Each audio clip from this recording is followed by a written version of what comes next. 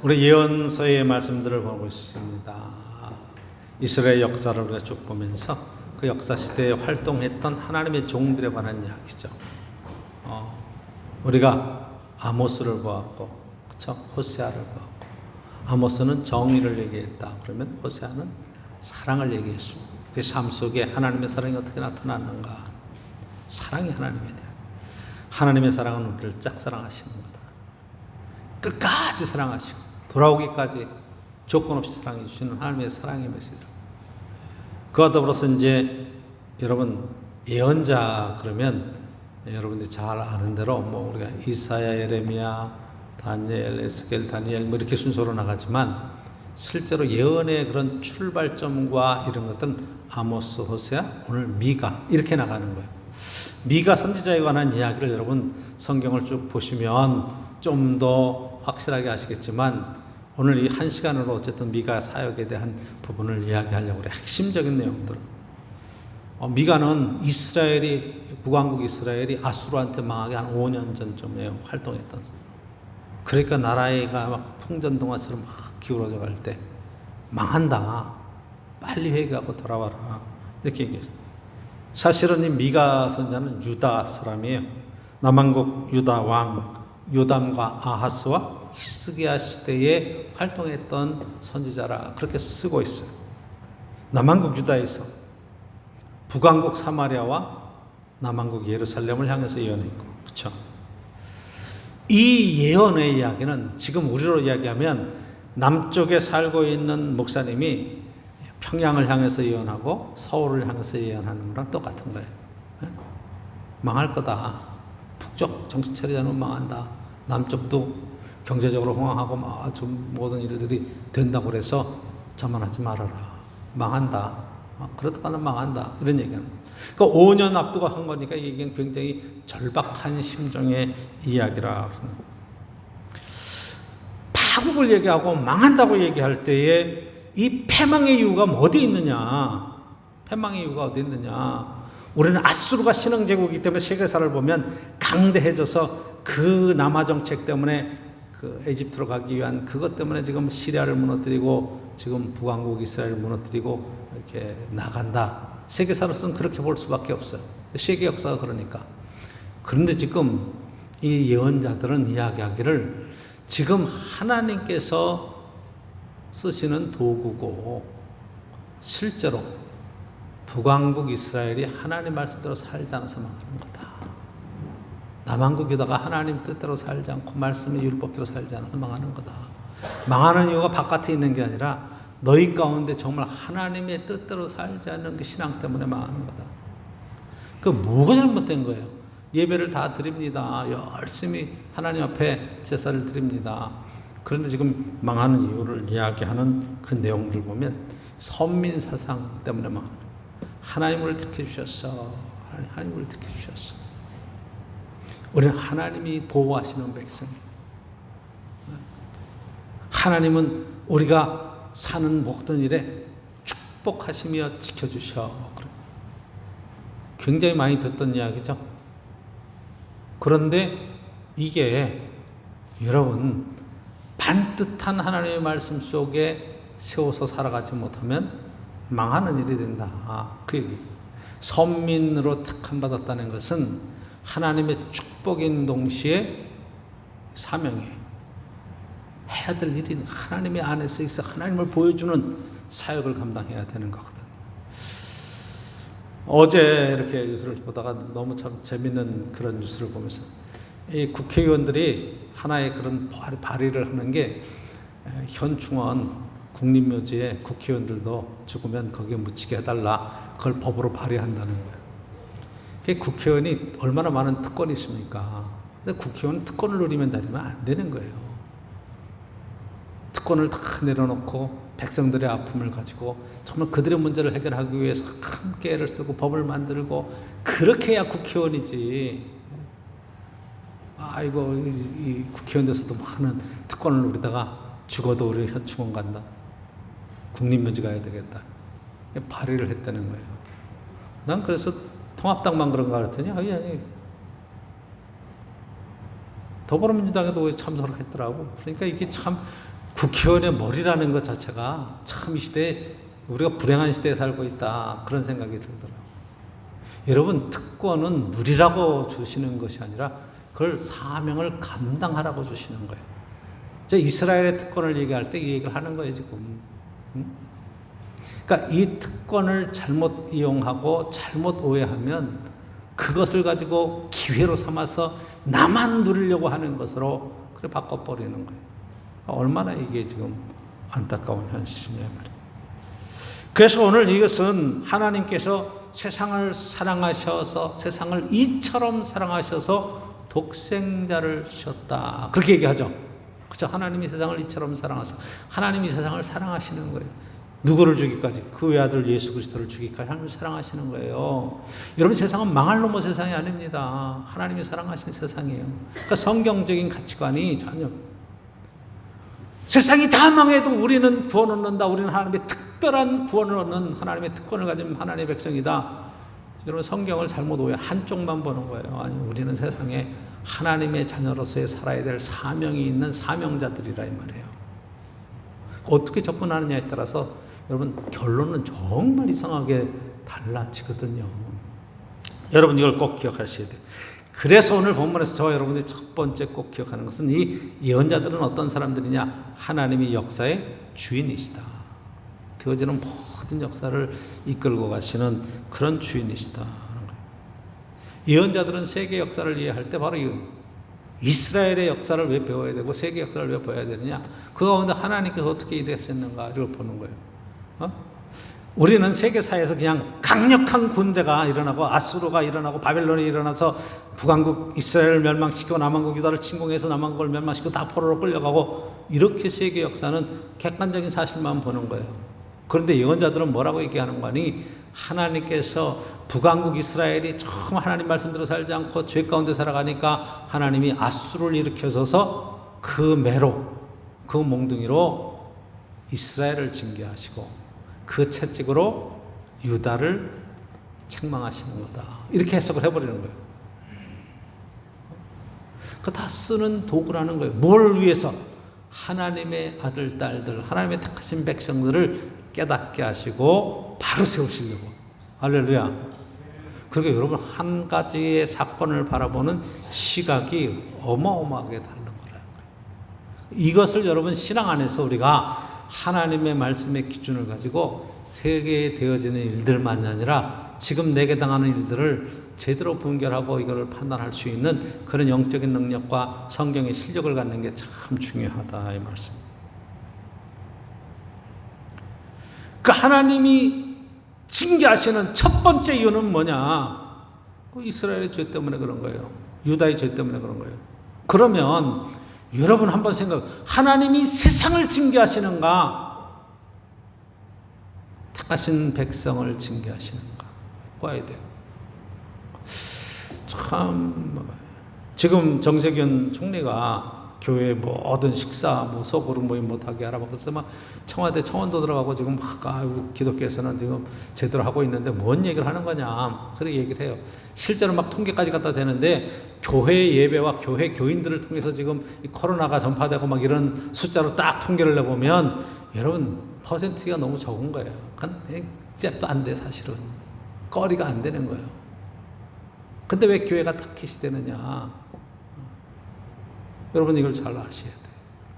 세상의 모든 이러한 어떤 재난과 고난과 어려움이 다가올 때 하나님께서 제일 먼저 물으시는 것이, 그럼 교회는 뭐 하고 있느냐? 너희들은 지금 뭐 하고 있느냐? 이것을 물으시는 거다.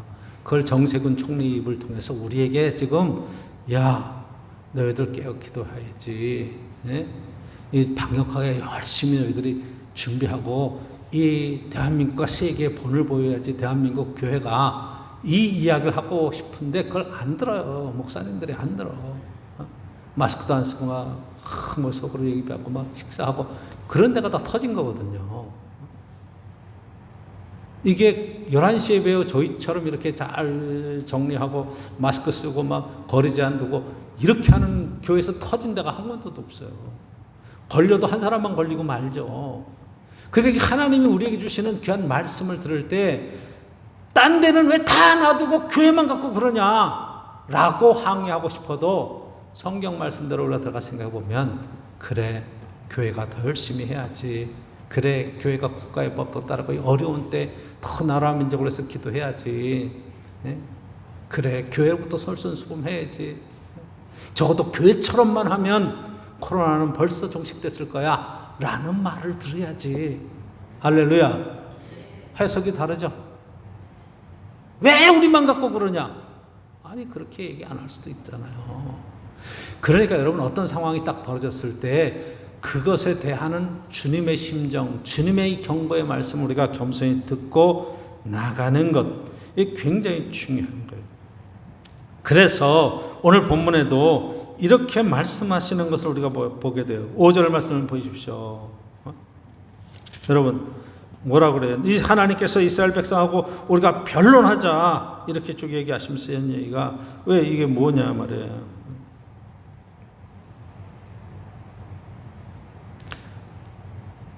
내 백성아 너는 모압 왕 발락이 꾀한 것과 부할의 아들 발람이 내게 대답한 것을 기억하며 시댐에서도 길갈까지 이를 기억하라. 이렇게 해서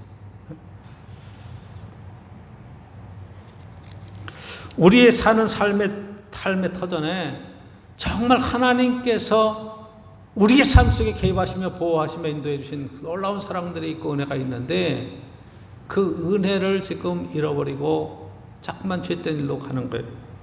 그래서 하나님께서 사실은 이 호세아 또는 아모스를 통해서 말씀하시고 미가를 통해서 말씀하시는 것은 이스라엘의 죄의 문제를 지적하시는 거예요. 1장 5절에 보면 미가서 1장 5절 오늘 6장을 봤지만 1장 5절의 말씀에 보면 이렇게 쓰고 있어요. 이는 다 야곱의 허물로 말미암으며 이스라엘 족속의 죄로 말미암음이라. 야곱의 허물이 무엇이니 이 사마리아가 아니냐, 유다의 산당이 무엇이냐, 예루살렘이 아니냐, 그렇게 쓰고 있어요. 그렇죠? 1장 5절의 말씀.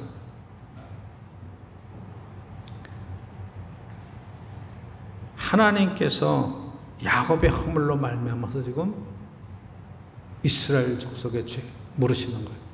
야곱의 허물이 무엇이냐? 사마리아가 아니냐. 사마리아는 북왕국 이스라엘의 수도거든요. 남왕국 유다의 그 죄가 뭐냐? 예루살렘이 아니냐. 결국 그 시대에 책임 있는 자들, 신앙의 중심과 정치와 경제와 모든 것의 중심이 되는 사람들이 하나님 앞에 어떤 자세를 갖느냐 굉장히 중요한 거다. 이 이야기를 하는 겁니다.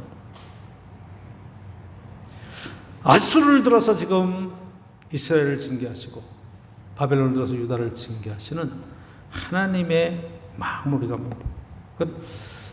징계 도구로 쓰시는, 세계사를 하나님의 역사의 주인공으로 쓰시는 그런 하나님의 계획과 뜻이 그 가운데 들어있다.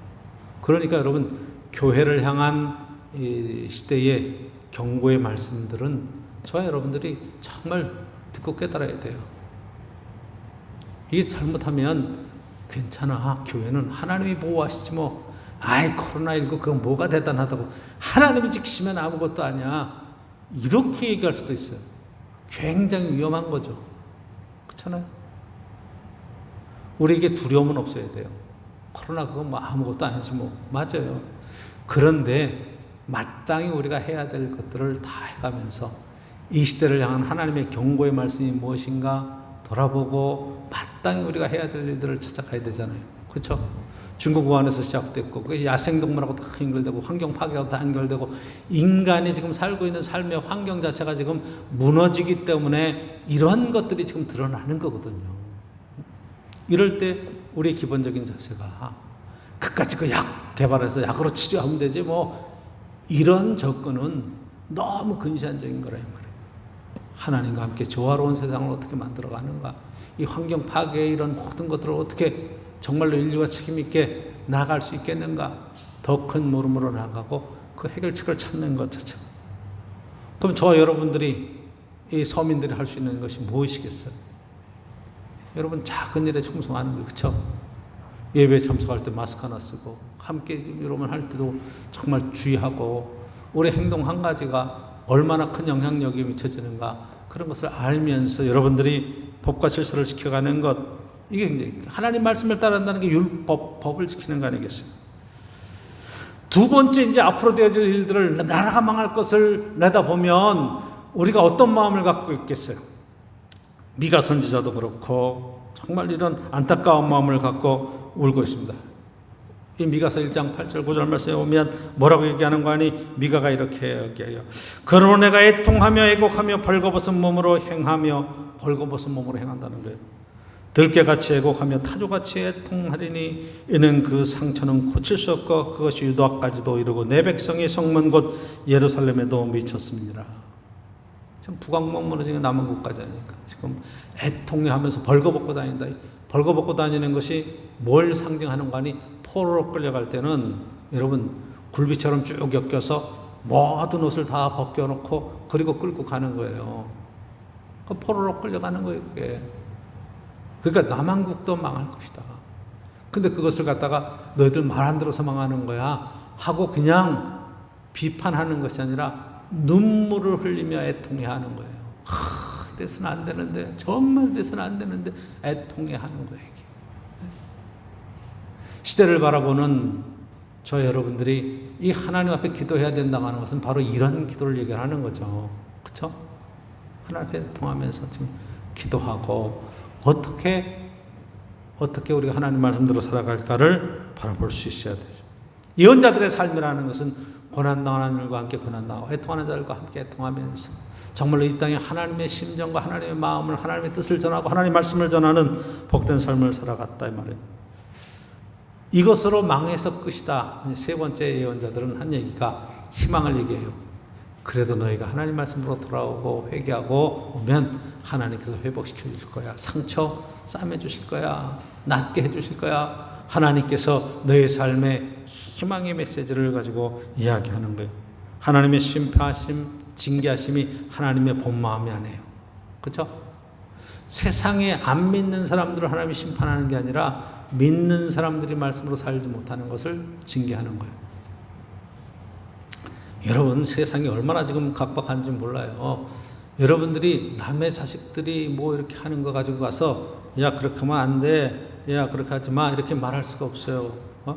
예를 들어서 이 교회 옆에서 애들이 담배 피고 있어요. 보니까 요 중학교 애들이에요. 그래서 제가 가가지고 얘들아 담배 피지 마라. 그러면 쓱 아래로 째잡아보고서 애들이 아저씨가 사줬어요? 하고 가지만 안 그런 애들은 당당하게 막 내가 사서 내가 피는데 니가 무슨 상관이 있어? 이렇게 되더는 거예요. 그런데 여러분들이 남의 자식들이 그렇게 하고 있는 걸 보면 그래서 그냥 피해서 지나가. 그냥 귀찮아.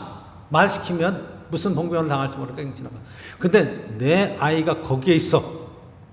내 아이가 거기에 있어. 그럼 여러분 어떻게 해요? 어떻게 하실 거예요 그럼? 이놈의 자식이 잡아가지고, 그쵸? 아저씨가 뭔데 그래요? 그러면 얘 아빠다! 딱 그러잖아. 그쵸? 다른 애들 야단치지 않아. 내 자식이니까 딱 붙들고 야단치는 거예요. 그쵸? 이게 바로 하나님과 하나님의 자녀들의 관계예요. 이방 사람들, 안 믿는 사람들이 잘못하는 거예요. 하나님에 대해서 막 벌 받는다. 여러분 그렇게 얘기할 것도 없어. 문제는 내가 하나님의 말씀 가운데 반듯하게 살지만 하나님은 관심을 가지고 눈동자같이 보시면서 그걸 가지고 뭐라 그러시는 거다 이 말이에요. 그러니까 여러분 하나님의 사랑받는 자의 삶은 반듯해야 돼요. 그렇죠? 늘 하나님께 물어야 돼. 하나님 이래도 될까요? 아버지 이래도 돼요? 엄마 내가 이래도 돼요? 그리고 묻는 가정은 평화가 있어요. 그렇죠? 제대로 된 화목한 가정이에요. 축복이 있어요. 아이들이 아버지가 뭐라 그러든 말 안 들어. 나 낳았으면 다예요. 이 책임도 뭐 이렇게 막 대들면 그것만큼 한심한 게 없죠. 그렇죠? 그러니까 여러분 관계라는 것은 참 중요한 거예요. 하나님 안에서 우리가 믿음으로 산다는 것은 하나님과의 말씀을 듣는 것이고 하나님이 우리를 희망을 가지고 계속 끝까지 사랑하고 정의롭게 행하라고 얘기하고 하나님께로 돌아와서 네가 사명을 깨닫고 바른 길을 가기를 원한다. 하나님께서는 그렇게 얘기하시는 거죠. 예언자의 삶이에요. 그게 아모스 얘기고 호세아 얘기고 오늘 미가의 이야기. 그래서 오늘 보면 6장에서 저와 여러분들은 보면 이 미가서에서 여러분이 제일 잘하는 말씀이 뭐 5장에 가보면 거기에 뭐 베들레헴 에브라다야 뭐 내가 뭐 가장 작지 아니하다 너에게서 뭐 이 이야기 메시아의 탄생에 관한 예언의 말씀 뭐 이런 것들은 미가서에서 알고 있어요. 근데 그런 것보다 더 중요한 게 오늘 6장에서 나오는 이 말씀 굉장히 중요한 건데 여러분 첫째가 하나님께서 이스라엘 백성 6장 1절에 뭐라고 얘기해요? 너희는 여호와의 말씀을 들을지어다. 너는 일어나 산을 향하여 변론하여 작은 산들의 내 목소리를 듣게 하라. 변론하자. 나랑 좀 얘기 좀 하자. 내 말을 좀 들어봐라. 이렇게 지금 미가를 통해서 하시는 첫 번째 말씀이에요. 내 말을 좀 들어봐라. 이렇게. 할렐루야. 오늘도 저 여러분들이 하나님 말씀 듣기를 소망합니다. 하나님이 내 말 좀 들어봐라. 주님 말씀하옵소서. 제가 듣겠나이다. 주의 종이 듣겠나이다. 이렇게 해야 되는 거예요. 하나님은 나를 보호하셔. 내게 축복하셔. 내 모든 것들을 다 도와주시고 나를 형통케 해주시오. 여러분 그렇게 하나님을 이용하려고만 하지 말고 오늘도 하나님께 말씀을 귀를 기울이고 하나님이 인도하시는 그 말씀 가운데 순종해가면서 나갈 수 있는 축복이 있어야 된다 이 말이에요. 여러분 오늘 본문의 3절 한번 보십시오. 이렇게 있어요. 이르시기를 내 백성아 내가 무엇을 내게 행하였으며 무슨 일로 너를 괴롭게 하였느냐 너는 내게 증언하라. 내가 뭘 너를 괴롭게 하고 너를 내가 뭘 게 뭐가 있겠느냐 얘기하는 거예요. 하나님 이스라엘 백성들에게 뭐 괴롭게 하거나 무거운 짐을 져주고 하는 게 하나도 없어요. 그래서 4절 5절 이야기하면 너희가 애굽에서 종살이하고 그렇게 살 때 너희들을 이끌어내서 광야길을 40년 걸려서 말씀으로 주시고 그리고 이 가나안 땅까지 쫙 인도해 주시면서 많은 복을 주셨는데 왜 내가 너를 뭐 잘못했다고 뭐 그러는 것들이 뭐가 있겠느냐 나랑 좀 얘기 좀 하자. 아버지의 심정이죠. 그렇죠? 자녀들에게 도대체 넌 왜 그러니 한번 얘기 좀 한번 해보자. 내가 너 낳아서 여기까지 막 이렇게 해주고 이렇게 해주고 쭉 해줬는데 도대체 너는 내게 불만이 뭐냐. 내가 한번 얘기 좀 한번 해보자. 그런 심정, 아버지의 심정, 어머니의 심정이 들어있죠. 그렇죠? 제일 큰 문제는 대화가 끊기는 거예요. 아이들 대화를 안 하려고 그래. 뭐라고 그러는 네. 알았어요? 단답형으로 툭툭 얘기를 해요. 그건 뭐예요?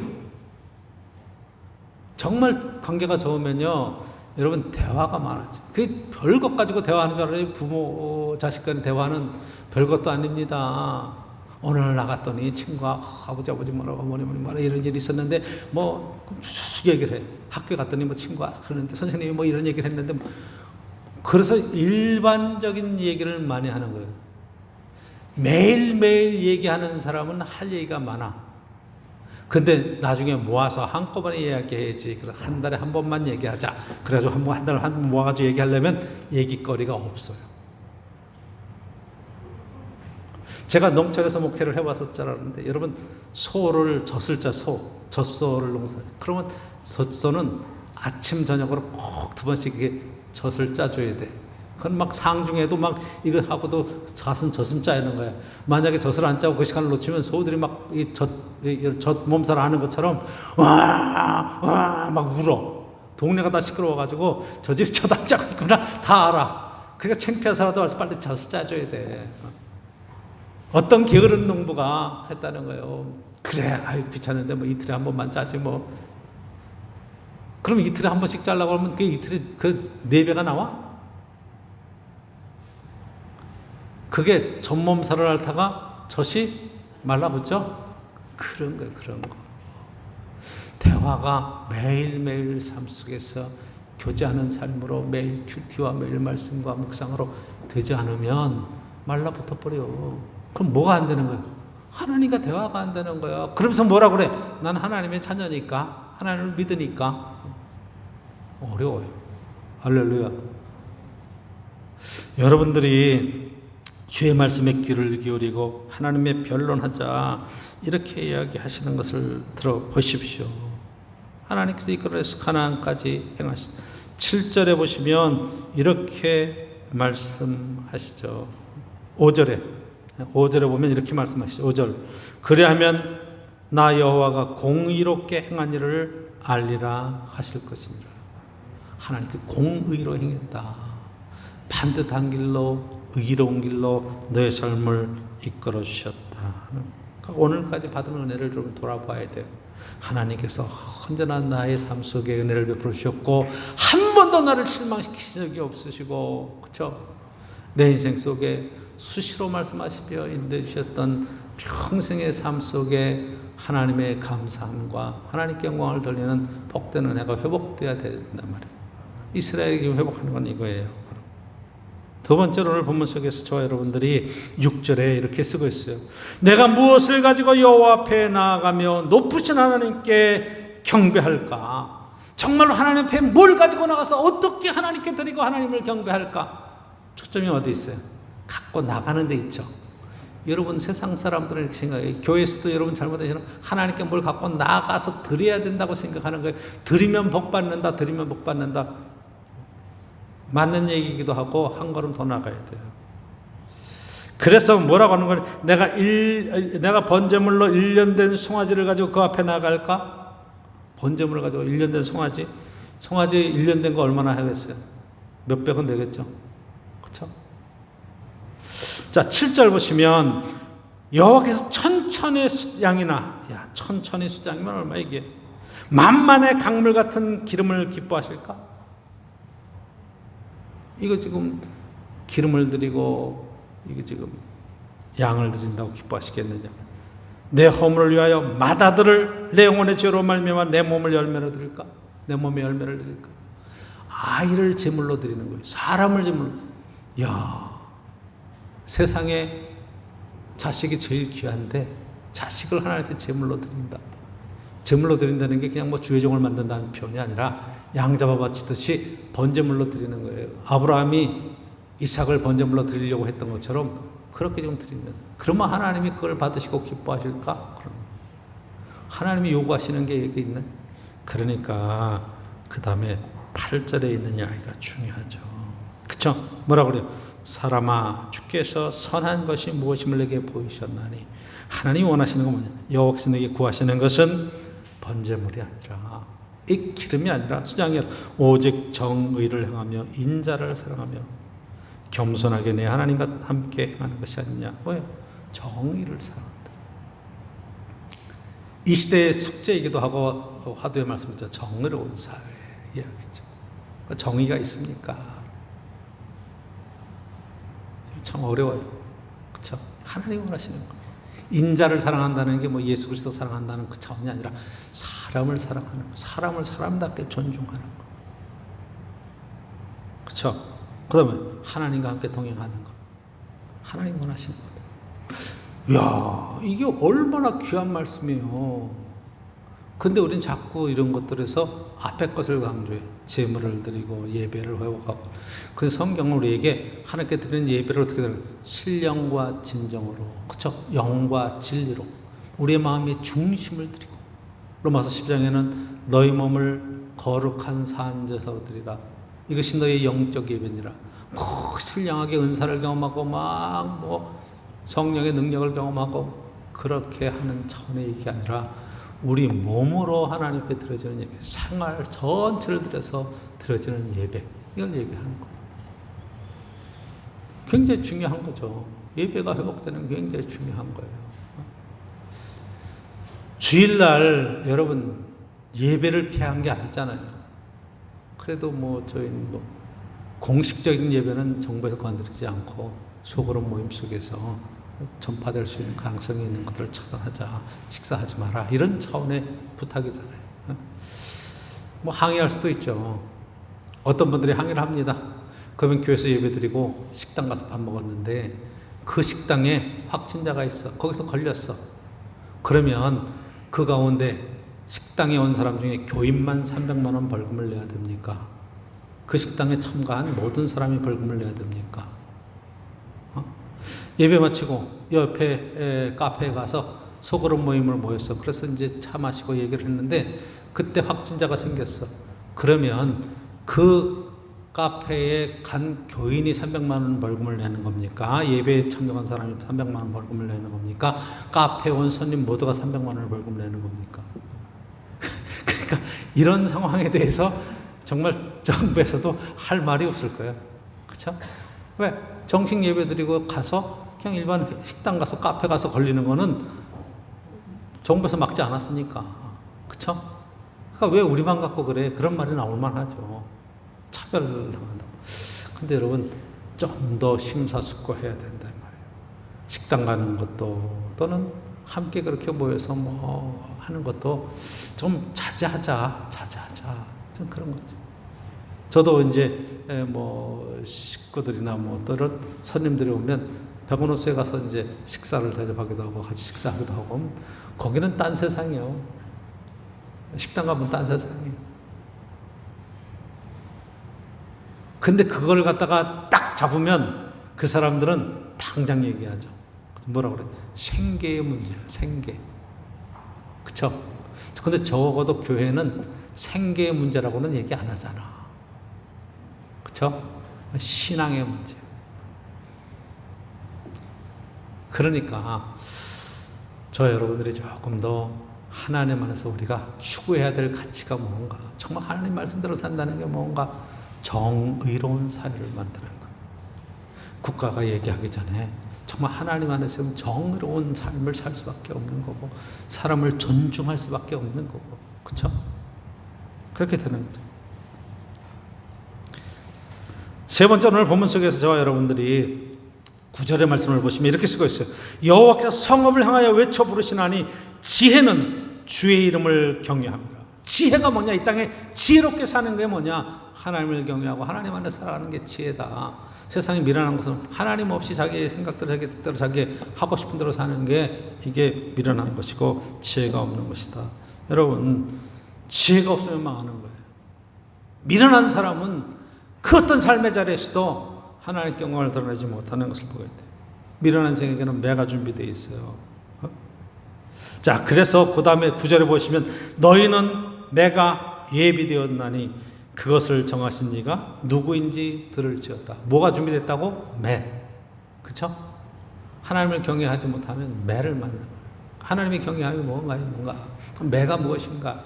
이런 것들을 보면 그 아래 쭉 이제 이야기가 매 맞을 구체적인 이야기들이 많이 나오죠. 그렇죠? 자, 10절 보시면 악인의 집에 아직도 불의한 재물이 있느냐? 축소시킨 가증한 에바가 있느냐? 뭐 저울추를 속이고 이게 대를 속이는 거예요. 대 밑에다 깔아가지고 여러분 한 대 딱 돼야 되는데 그게 0.9대가 딱 되게 만들어가지고 그걸로 대 주는 거예요. 10대 줬다 그런 거에서 한 대가 딱 남잖아. 이런 방법을 쓰고 장사하는 거예요.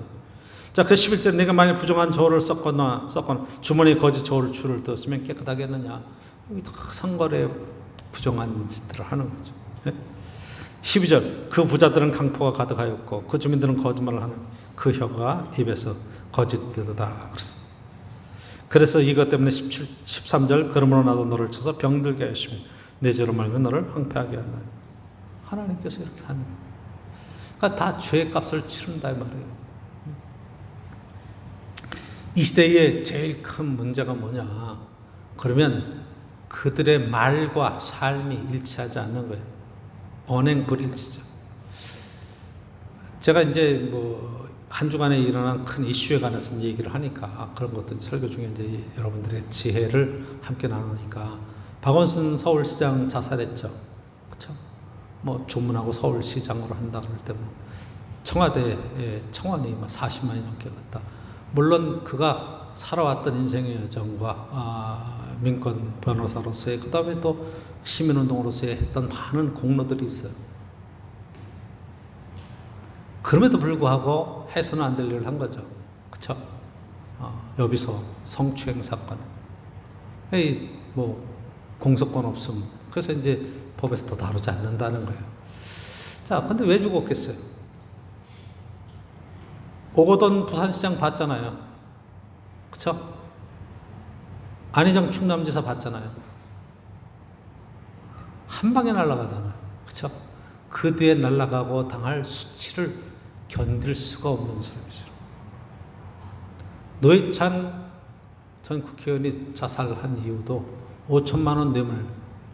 자기가 평소에 했던 말과 결과가 딱 배치되니까 그것을 감당할 만한 그런 뻔뻔함이 없는 거예요. 그러니까 살아있는 사람은 어떻게 생각하면 그런 것을 이길 만한 그런 힘이 있는 사람들이고, 이 사람은 그런 불명예를 감당할 만한 힘이 없어요.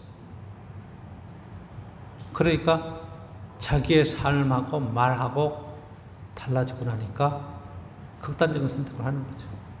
여러분, 절대로 우리가 미화해서도 안 되는 거예요. 그 사람은 위대한 사람인데 공이 크다, 뭐 공이 있는데 과는 뭐 그냥 덮고 넘어가야 되지 않냐, 그런 게 어디 있어요. 백선엽 장군 여러분 이야기하지만 그 사람도 공도 있고 과도 있어요. 근데 우리가 그 공 때문에 과를 덮자 이 얘기 안 하잖아요. 철저하게 이 논리가, 정부에서 하는 모든 논리가 일관성 있게 백성들에게 정의롭게 다가와야 되는데, 정의롭게 안 다가온다 그러면 백성들은 분노하는 거예요. 아, 이건 참 해도 너무한다, 그런 생각이 들면 실망하고 절망하는 거예요. 그 다음에 뭐예요? 제가 제일 염려하는 것은 하다가 뭐 안 되면 죽으면 그만이지 뭐, 이런 생각이 우리 속에 들어와 있으면 열심히 살고 어쨌든 살아보려고 애를 쓰던 사람들 속에 뭐 죽으면 다 묻히는데요, 죽으면 다 미화되는데 뭐 이렇게 되면 이 사회가 어떻게 되겠냐 이 말이에요. 가치 기준에 대한 문제, 이것은. 그러니까 지금 안타까움은 사실이에요. 아, 참 그런 일을 했다. 물론 경찰서에 고발이 되어 있는 상황의 내용이 어떤 것인지, 어떤 일이 있었는지 정확하게 우리가 몰라요. 왜? 다 덮어버렸으니까. 그렇지만 분명한 것은 뭐 법이 확정되기까지 무죄의 원칙이다, 이런 얘기는 그거를 까발리기 전까지는 그래도 죄인이라고 함부로 하지 말자, 인권을 존중해 주자, 그런 얘기지, 그게 뭐 밝혀지기 전까지는 죄가 없다, 그 차원의 얘기가 아니라 이 말이죠. 죄는 죄를 진 거니까. 오죽하면 죽겠어요. 오죽하면 자살하겠냐. 그냥 제가 봐도 그냥 조용하게 부끄러워서 그렇게 어쨌든 지나갔으면 좋겠는데, 이런 것들이 사회 이슈화되고 이게 뭐 옳으냐 그러냐 뭐 이렇게 얘기하는 것조차 하나님 안에서 한번 보세요. 오늘 말씀에서 한번 비춰보세요.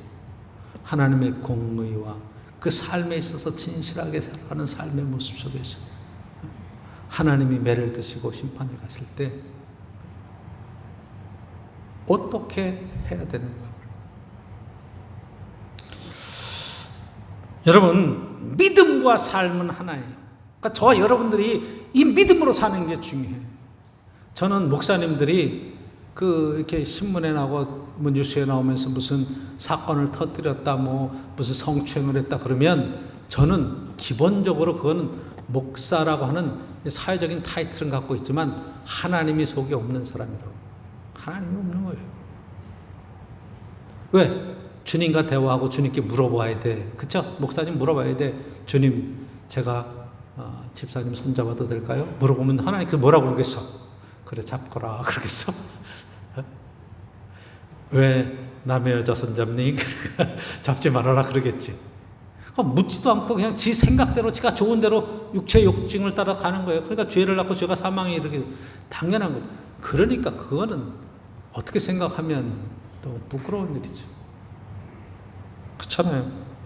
신앙 생활이에요. 신앙은 삶 속에서 열매가 맺혀지는 거예요. 좋은 나무에서 좋은 열매를 따고 나쁜 나무는 나쁜 열매를 맺을 수밖에 없는 거죠. 믿음은 바라는 것들의 실상이요 보지 못하는 것들의 증거라. 그럴 때 우리가 믿음은 바라는 것들의 실상이요 얘기할 때 우리가 바라보고 믿고 받은 줄로 믿으면 그렇게 해석을 하는데, 여러분, 내가 믿으면 그 바라는 대로 인생을 사는 거예요. 그 실제 삶으로 나타나는 게 실상이에요. 이렇게 얘기를 해야 돼. 내가 하나님을 믿는 믿음 안에서 내 삶을 이렇게 삽니다. 그렇죠? 보이지 않는 것들의 증거다. 하나님 보여? 나와봐. 내가 증거잖아. 이렇게 얘기할 수 있어야 돼요. 그렇죠? 그 반듯 해야죠.